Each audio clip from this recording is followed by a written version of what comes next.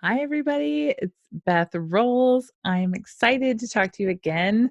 It's late night with Beth Rolls, but not because that's the name of the show yet, because I still don't know the name of the show, but because it's late at night. And during the middle of a pandemic with two young children, this is when I can find time that's uninterrupted to record. So, excuse the baggy eyes and not being so fresh looking right now. But if you're listening, it doesn't matter.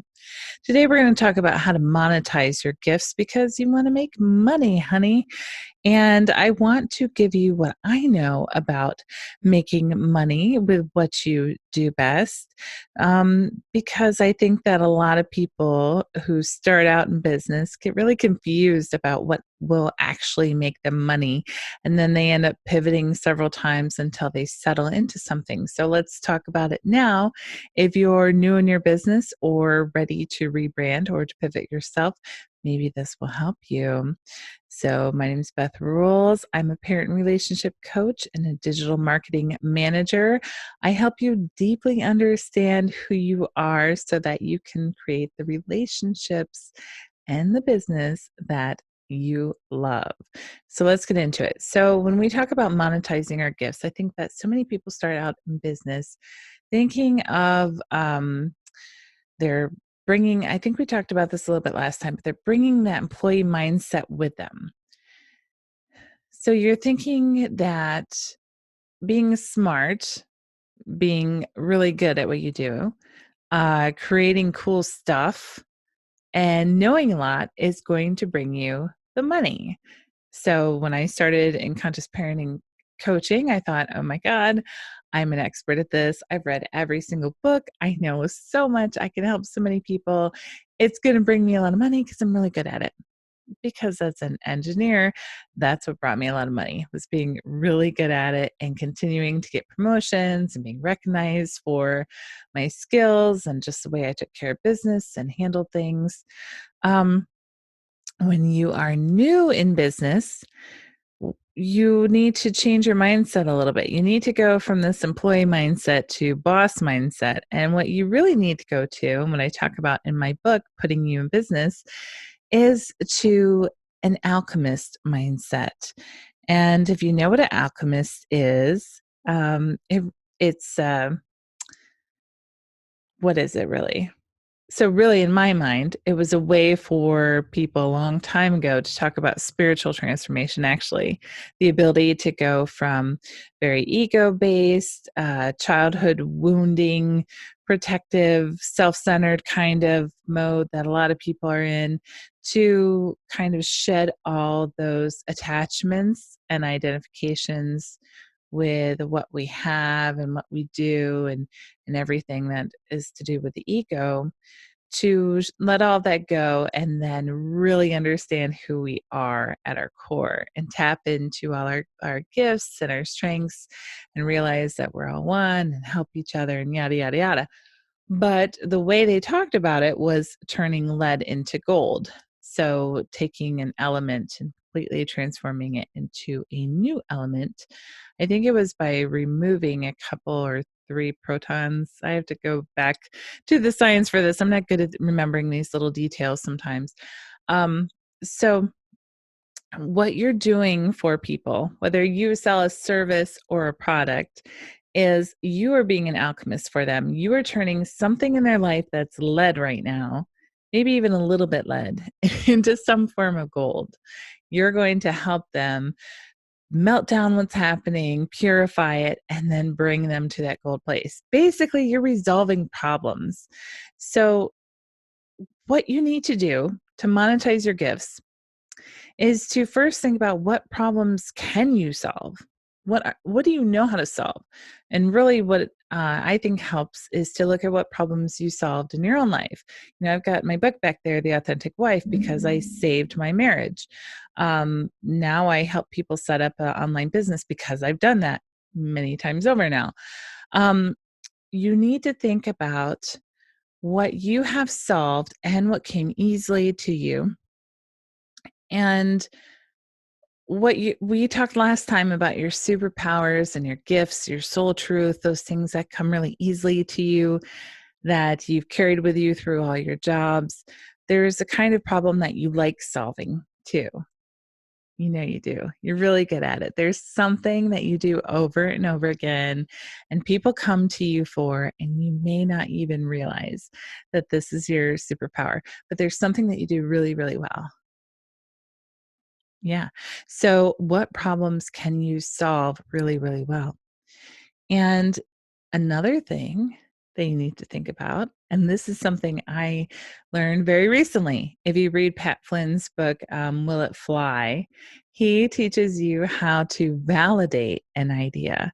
And oh my God, this is so key. I mean, because you could really offer somebody, like when I think about parent coaching, I mean, my God, you're completely changing your own life. You are completely changing the lives of your children so that they don't grow up to have anything really that holds them back or have the bare minimum, just have to go through the basic learning of how to be an adult, but they don't have to recover from their childhood, basically. I mean, what bigger result could you possibly offer somebody? It's huge. But you got to think about what people are actually paying for right now. And people may not think or even be able to understand what that kind of coaching could do for them.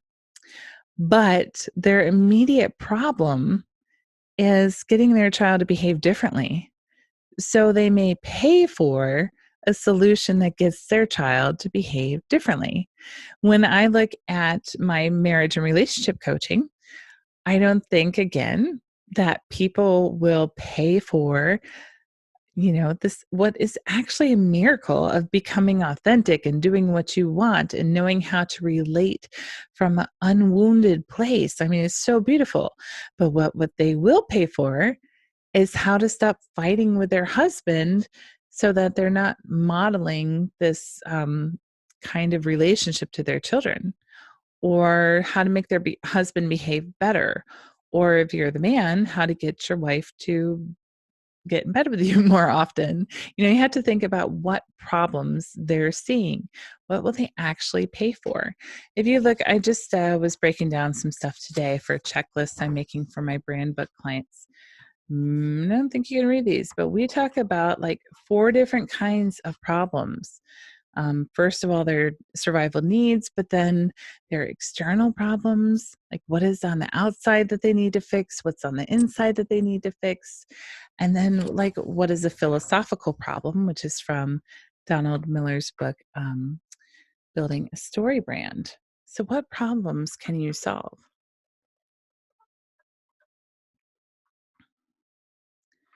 And what results can you promise people? So if you think about the problem, that's great. You can solve the problem. But what result do you deliver?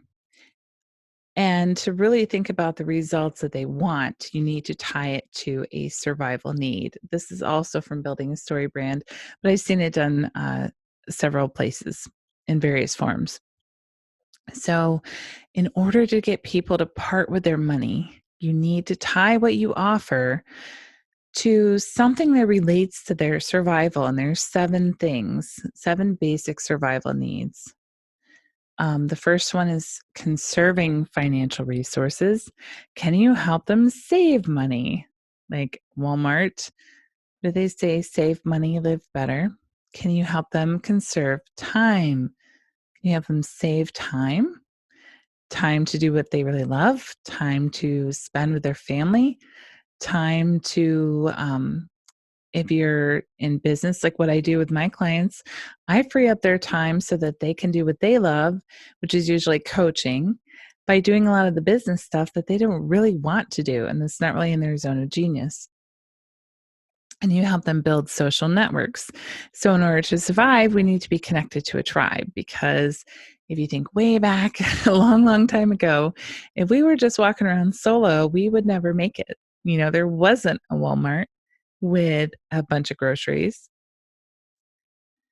Um, there was an army. We didn't have houses. We didn't have anybody to protect us. We needed a tribe to make it happen. So, can you help them feel nurtured, feel connected to others, feel like they're supported, feel like they have community? Can you help them gain status? So, a lot of luxury brands are helping them gain status. And having a luxury item projects this sense of abundance. So, if you look at somebody who rolls up in, I don't even know what a nice car is, like a Lexus or something, and they have lots of diamonds and jewelry on and everything, um, that makes other powerful people think that they're powerful. And it also repels anybody who could be an enemy or trouble because they'd be intimidated. Because in our world, wealth equals power most of the time. So if they have money, then it's associated with power, prestige, and refinement, he says. So if you offer something that it may not seem like they need because it's a luxury item, then that's what you're going for. You're helping them achieve this status. Can you help them accumulate resources? So, do you help them make money or increase their productivity or increase their revenue or decrease waste, even? How are you helping them accumulate resources, bringing in that time and money? There's also survival need that he called the innate desire to be generous. So, do you help them achieve this aspirational identity of being sacrificial? Because again, if we go way back in history, if we are generous people and we take care of so many, then we're welcomed in by the tribe. The tribe trusts us because we take care of other people. So maybe you are a nonprofit looking for some money. That's the one that you're going to be tying your marketing messaging to. And then, of course, the desire for meaning. Also, nonprofit would do this one. Do you give them a sense of meaning, inviting them in to participate in something bigger themselves, to make an impact, to change the world, to champion a cause, to really make a difference? A lot of people are going for a sense of meaning. So, to monetize what you do, you need to solve a problem and create a result that ties back to one of these survival needs. I'm trying to think of a good example. This is driving me nuts. Let's see. So, again, to give Brienne another shout out, she is the vocal coach I mentioned last time when I lost my voice. Obviously, to have any influence whatsoever, I pretty much need to be able to speak. So she really could tie hers to a lot of these because through my voice, I could make money. I could save money. I could build social networks. I could save time because I'm not writing everything down, trying to get a message across. Um, so there can usually be more than one that you can tie your results to. But if you really do good planning work early on and discover who your client is and what their aspirational identity is, then it will be more obvious to you which one of these you're speaking to. So, what do you think yours is? One of my clients, we did a bunch of work on who her target client was. And with a personal brand, you're really looking at who you were, going kind of back in time to understand who you were and what you wanted.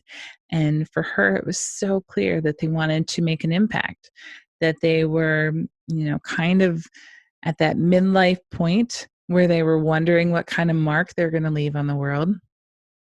And it was really the desire for meaning that would drive them to work with her because she could um, help them with strategy and leadership to develop these really cool movements or businesses or any kind of project that creates meaning in the world, and to then have their name on something that made a difference. They wanted to create an impact. They wanted to be even like activists, that might give away who I'm talking about.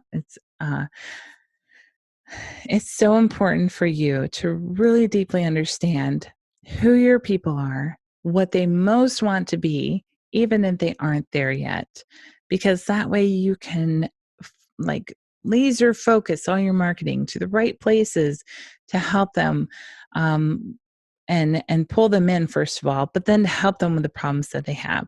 So once you really know what drives them, you know what kind of problems you can solve and that you also want to solve. You don't want to, unless you've got to keep the lights on, you don't want to say, like, oh my God, I'm so really good at cleaning houses, but I hate cleaning houses. That would be something that you would do when you have to pay the bills. But if it doesn't make your heart race, like we talked about last week, if it doesn't completely light you up and you don't like find yourself in a repeating pattern of always cleaning houses or cleaning things because it's so rewarding to you, then don't do it. Because if that passion isn't there, then you're not going to have that emotional tie to the work, and people will sense that. It will just be what you do for work. And it's no fun to put all this work into a business because, oh my God, I was just like I showed you a little bit earlier, making this checklist today of all the things that go into just launching an online business. And this is like page after page after page of so many things that you have to get done. And then, even once you get launched, the main thing that you have to focus on is creating content over and over and over again about that topic, or at least things that are relevant to the client that you would work with. So if you don't absolutely love it, if you're not passionate about it, if you're not always learning about it, then there's not really a point to offering it. And you want to think of the niches, the areas where people are also passionate and ready to spend money. If you there's so many things right now that are these wonderful little markets that people are really passionate about. And I think conscious parenting is becoming one of them. But like yoga is a big one. So even creating products that are related to yoga or help people have that pride in doing yoga, then people are going to spend money on it. My husband is into fountain pens, and there are huge networks that are crazy about it. And they spend a ton of money. Anytime they get some money in their pocket, they want to get a new pen, a new ink, new paper, new journals, new anything that goes with it. So if you can hit one of those markets where people are passionate, where people have problems that they're very motivated to solve, where you have created results in your own life, so you're really an expert in doing it and you have so much to share with them, and you can really be that alchemist and create transformation that matters for them, then you're going to hit the gold there. But you have to make sure. Oh, I got a great example actually. Tonight in a group that I'm in, a woman posted, I feel so bad for her, but she posted this beautiful picture. Actually, I don't feel bad for her because she was smart and she was validating this offer first. It was a beautiful picture of this gorgeous crochet, like doily thing that she made. And she said, would you buy this?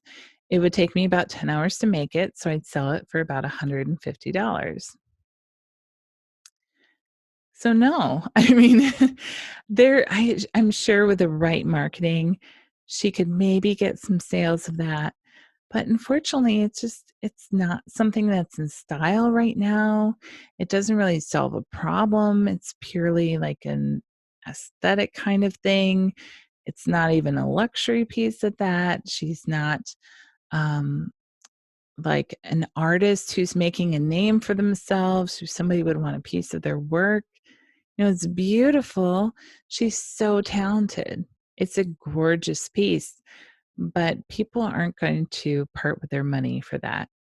So when you can align your superpowers with your passions and with the problems that people are trying to solve, Then you create a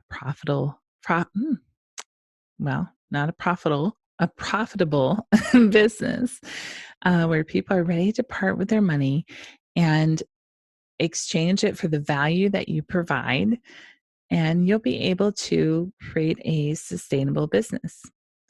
And I encourage you to be ready to change and adapt. So many business owners I know have adapted right now, and there are new problems. In that same group, there's somebody who created like a plexiglass shield for women who want to do nails to have between them. So when they open back up, they can do that and feel more comfortable about it. Um, there are teachers who created like lesson plans and materials for teachers and stuff, which is helping them conserve time, whose businesses just exploded when this started, and teachers needed help getting enough material to their students in a different format, in a different way. Um, there's just all kinds of things. Don't be afraid to pivot. And when you see an opportunity to, if it aligns with your superpowers, your skills, and problems that you like to resolve and your passions, jump on it and make some money. Don't feel like it's going to hold you back from your overall impact that you're trying to have on the world, because you can make a greater impact the more money you have. So if you launch something that's maybe not the long-term thing that you want to work on, but it makes you money, it can help you grow other things that you are passionate about. Maybe it gives you the money to pay your bills to then write, like you want to write a book in the meantime. Just look for those opportunities, look for those problems that you can solve, and then create results for people. And you will be so happy that you did, because everybody will love you if you can solve their problems. All right. Thanks for watching. If you watch, thanks for listening. Visit bethrolls.com for more information. I'd love to talk to you. Send me an email, beth@bethrolls.com.